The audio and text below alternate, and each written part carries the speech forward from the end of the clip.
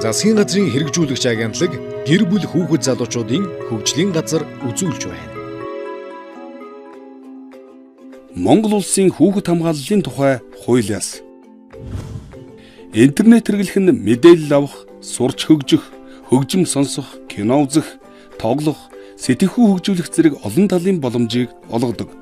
Интернетийг болгоомжтой хэрэглэхгүй бол зохисгүй мэдээлэл авах, хувийн нууцаа алдах, үе тэнгийнхний дарамтанд орох, бэлгийн мүлжлэгт өртөх, хүний наймааны золиос болох зэрэг олон эрсдлүүд байна.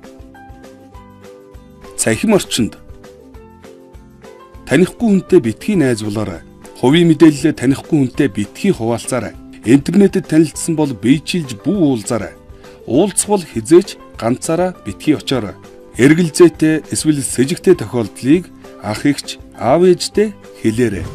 Цахим гэмтэргийн талаар хүүхдийн тусламжийн 108, эрүүгийн цагдаагийн газрын цахим гэмтэрхтэй тэмцэх хэлцэд мэдээллээрэй. Цахим орчин дахь гэмтэргээс хүүхдийг хамгаалъя.